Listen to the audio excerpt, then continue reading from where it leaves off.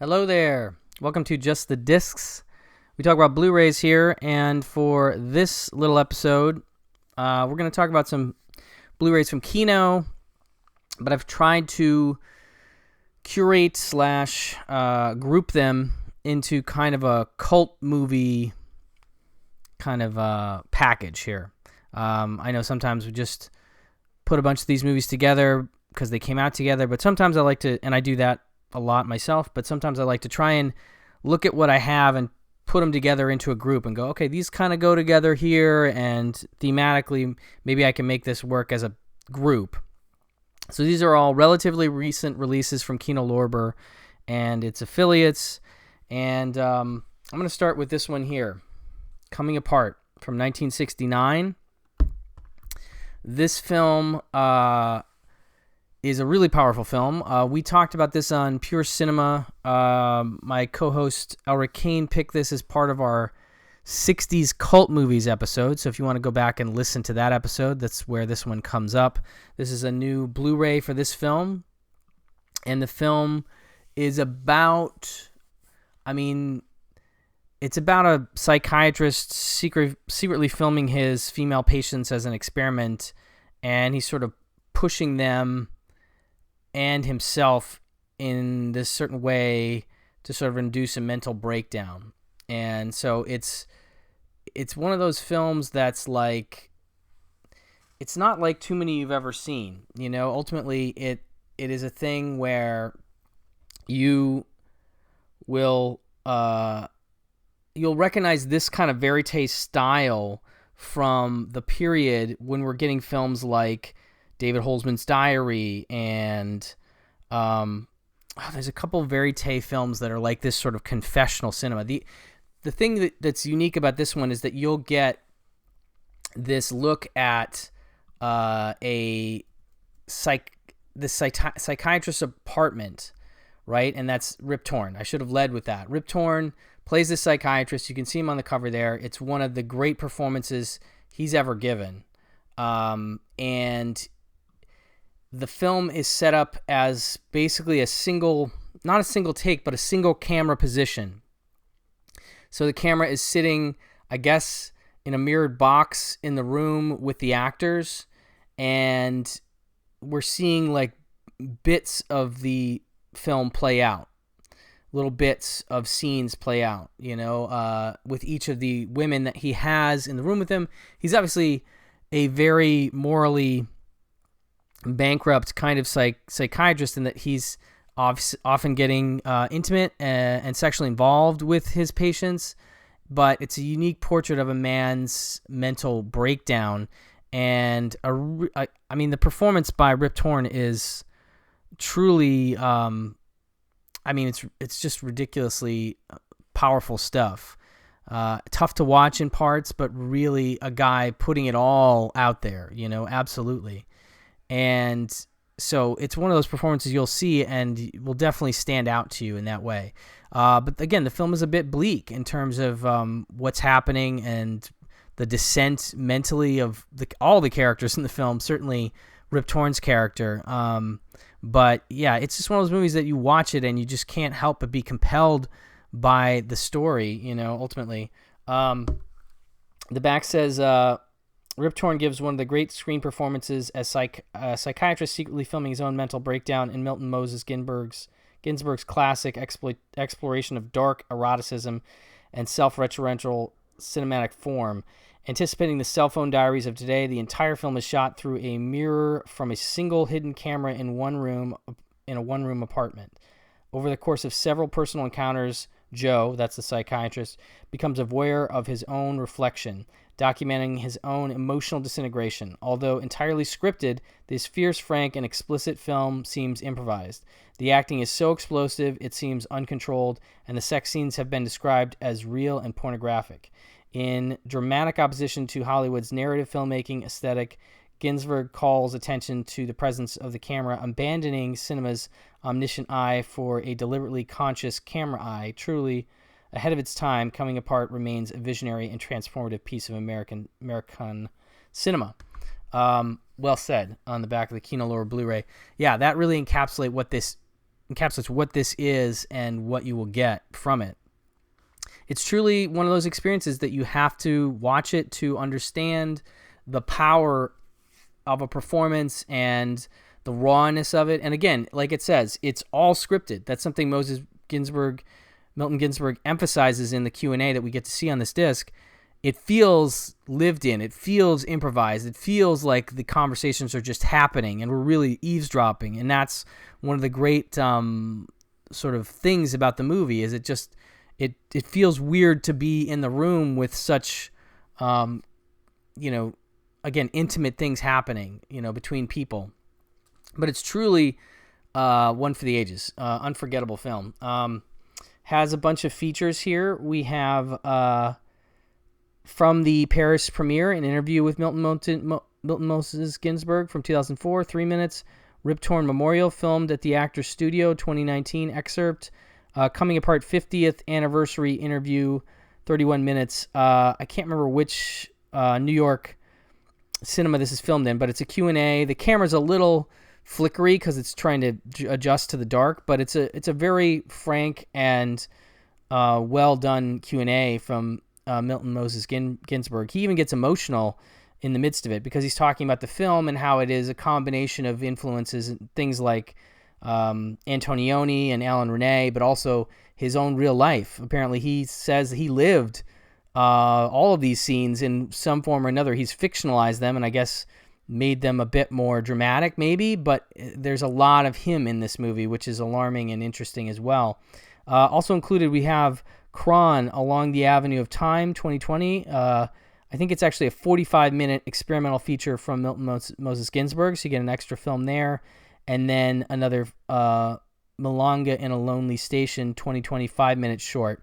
So you get a couple extra short films from him, as well as that great Q&A at 31 minutes. So a really nice release of Coming Apart for those that aren't aware of it. If you're into, cult cinema, this definitely stands out. So there's that. Moving on from that to something a little less serious, we have Terror Circus. This is from Code Red. This is a reissue. I think this was out previously, but it does say that this is I want to say it says it's a new scan. Now I can't remember if I misread that or not, but it looks pretty good ultimately, and it's a very strange movie. What's really interesting about this is it's directed by Alan Rudolph. Early on in his career, Alan Rudolph would, protege of Altman, would go on to do things like Choose Me and Welcome to L.A. and Trouble in Mind and just a ton of great stuff. Remember My Name, probably my favorite of his films. Really, really wonderful. Well, not wonderful, but dark and memorable films. Very much sort of Altman, but sort of something else. Rudolph was a really unique cinematic voice, and this is totally different. This is sort of an exploitation type thing. His second film, I think, after he did one called Premonition, and he would follow it with Welcome to L.A., which is really establishing what he would do moving forward in his career. But this has got sort of three women in the desert, classic setup. They're on their way to Vegas to do a show, meet their agent, and their car is in rough shape. As they pull into a gas station, the guys there, who are creepy, say that it's, not going to make it. But they persevere. They take a little shortcut. Bad idea. The car breaks down, and they end up spending the night in the car, and they are wakened by the face of a seemingly charming and helpful Andrew Prine, who's sort of the headliner of this film. And he says, let me take you back to this place and you can use the phone. And they get there, and the women are led into this barn, and they immediately see a large group of women, probably 10 or so, chained up to little posts inside the barn, and some of them had been there as long as 6 months. And we find out that Andrew Prine's character is a super creep freak who is envisioned some kind of crazy circus for these women, and he sees himself as some kind of crazy ringmaster.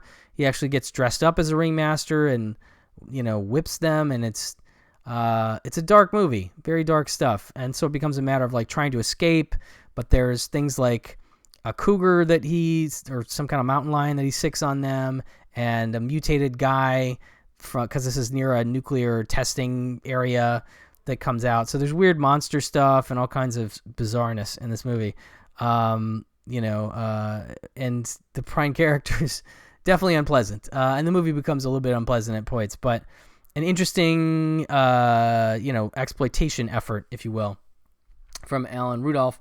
And the transfer does look good. This has Barn again returning to the Terror Circus, interviews with the cast and crew members. It's about 24 minutes long, and there is a interviews with the voice of the producer, two guys from the special effects department, the wardrobe guy, and one of the girls from the movie who plays, I think, Flower Child, talking about their recollections of the film and how they did some of the special effects and things like that.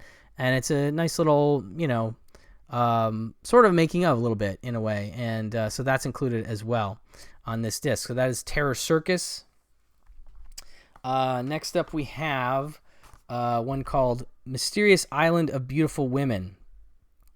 And now this one is a TV movie, I believe, from 1979. It is the last film of a director named Joseph Pevney. And Pevney would do, I think, a few TV movies in the 70s, but he goes way back. I mean, he goes back to, he goes back to like 1950. He did a really great movie called Shakedown, which is actually also a Kino Lorber Blu-ray with Howard Duff and Brian Dunleavy. One of my favorite discoveries of this year, I would say, is Shakedown, that you should definitely check out that Blu-ray. But so he does a lot of noirs and some westerns, some adventure movies in the 50s. He does a movie called Female on the Beach from 1955 with Joan Crawford and Jeff Chandler, also on a Kino Blu-ray, which also I really like. Tammy and the Bachelor with Debbie Reynolds and Leslie Nielsen. He did that one. He's got a ton of stuff running all the way through to this last film in 1979, which I think was going to be a TV series. And it's about 6 men that crash land on a South Pacific island inhabited by hostile females. And the men are played by people like Stephen Keats and is Peter Lawford in this movie? I think Peter Lawford as well. It's an interesting cast of gentlemen. There's some Clint Walker is one of the highlights. Yeah, Peter Lawford is sort of like the money guy behind this trip. Michael McGreevy is in here, and it's Stephen Keats. I definitely recognized from some other 70s stuff. He's shown up in like Friends of Eddie Coyle. He's Jackie Brown in that film. He's in Hester Street. He's in Death Wish. He's in all kinds of movies. You'll definitely recognize him.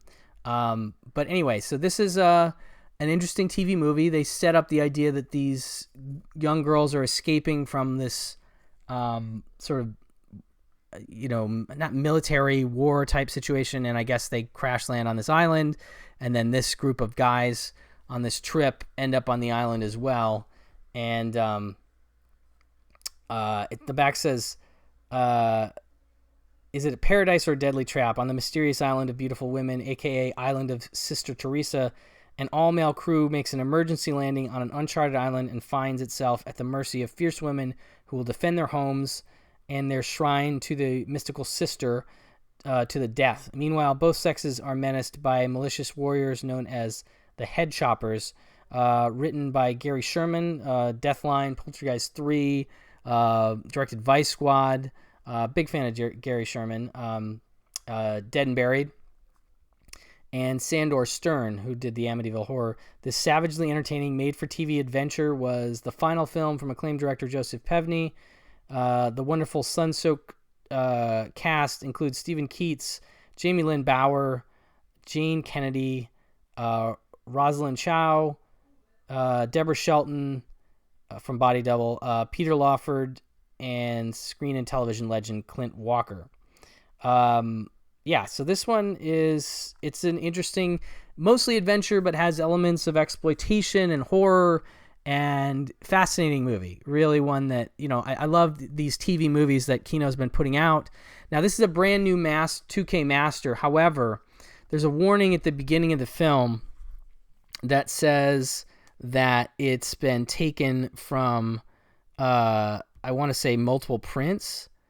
And the warning is, the opening transfer info was scanned and restored from a variety of 35mm and 16mm prints, as no negative elements are known to survive. Due to the lack of any single complete element for the film, the highest quality sections of several prints were composited. Therefore, you may notice periodic fluctuations in image clarity/sharpness, as well as color saturation due to severe fade in the source materials. I think it still looks pretty good. You may notice the fluctuations they're talking about, but this is definitely the best this movie's ever looked, for sure. And it has a really nice commentary track from film historian and author Amanda Reyes and Kindred Trauma co-founder Lance Vaughn. Kindred Trauma is a great website all about movies that scarred us as kids. And they have a great rapport together.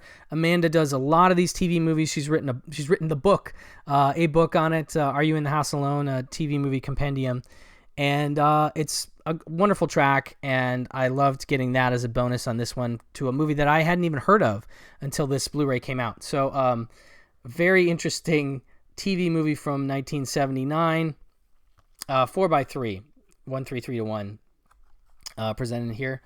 And then lastly, a little direction change with The Extreme Adventures of Super Dave from 2000. Super Dave, of course, referring to Super Dave Osborne, played by the late, great Bob Einstein.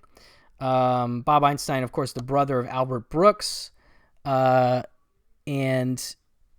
who's also known as Albert Einstein. And he has a great small part, Bob does, in Modern Romance, as a sporting goods salesman in the Albert Brooks movie Modern Romance, where he's trying to sell him shoes, and it's just an amazing scene. One of the great comedic scenes of the early 1980s. Bob Einstein was pretty well known as the Marty Funkhauser character on Curb Your Enthusiasm, and apparently Larry David said upon Bob Einstein's death that he really relished playing that role, and I thought he was very good in that. So anyway, Super Dave is a character that Bob Einstein created. He's a sort of less than sort of clumsy / accident-prone stuntman, and sort of played at being a daredevil like Evel Knievel, doing all kinds of crazy stunts. And the inevitable joke for Super Dave was that he would put together this great stunt, and then it would end with a dummy looking like Super Dave getting crushed or run over or thrown through the air, and Bob Einstein sort of screaming in ADR at kind of stuff. And so that was the joke. He had a TV show from 1987 to 1991. I think it went on to Fox the next year, and there was this idea of a compound that was like a racetrack / amusement park / stuntman training center that Super Dave, who's this big celebrity stuntman, Daredevil, would train people there, and that sort of comes up in the movie here. And later on in his career, Super Dave would show up on talk shows like, I want to say, like Carson and Dave Letterman and things like that. And it would always be the same thing. It would be like, Dave's like, so I guess we got a clip of your new stunt. He's like, well, actually, I don't really want to show the clip because it didn't really go how I wanted. And they're like, well, let's just show the clip. And it would always be that stunt that went wrong and he got crushed or something. And he'd come back all grumpy, like, I didn't want to show that. It's embarrassing. So that was kind of the joke with Super Dave. And this movie is very much that sort of happening in a bunch of different scenarios. They put a plot onto it about Super Dave trying to do a big stunt at the beginning of the movie. He's got cameos from people like Ray Charles driving his bus and John Elway as the other guy that his business manager managed. And his business manager apparently made off with all his money, so Super Dave is broke, and he's selling off parts of the, compound, if you will. But then there's a subplot with this klutzy woman that Super Dave is dating, who has a young son who needs an operation, and I think we know where that's going. And then this whole other subplot with a skeevy sports promoter played by Dan Hedaya, who has various very strange wigs, but who is very much about commercialization and just selling the heck out of stunt people, and has been trying to get Super Dave to do something with him. There's a subplot with him and a young guy who wants to be Super Dave Jr., and they sort of come into conflict, and it leads to like the great stunt thing at the end of the movie kind of thing. From the director of Rambo 3 and Mo Money, which I was reminded recently by my friend Steven Scarlatta has a really good, fun car chase at the end, which I have to rewatch soon. So this is a guy who knows how to do action, is what I'm saying. He can do action. But yeah, it's a silly movie. There's a lot of fart humor in it. There's actually one like earthquake shakes an entire hospital fart joke. So it's definitely the lowest of lowbrow humor and very broad in its way. Definitely not going to land all the time for everybody, but it's still fun to watch if you're a fan of Bob Einstein and this character. It's pretty dumb, though, I got to say. Maybe it's sort of a slight precursor to Jackass is possible. I don't know. Evander Holyfield also has a cameo, and Christopher Guest regular Don Lake is one of his assistant guys. There's also some other characters that don't really age particularly well in this movie, or maybe never were particularly funny. So there's some flaws to it, but again, the charm of Bob Einstein and this character will win a lot of folks over, I would hope, if they're fans of it. This also includes an audio commentary from director Pete MacDonald, moderated by historian filmmaker Daniel Creamer.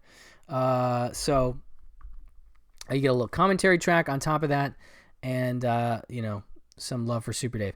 So that will do it for this round, this episode. Thank you for watching. Thank you for listening, and we'll talk to you very soon. Bye-bye.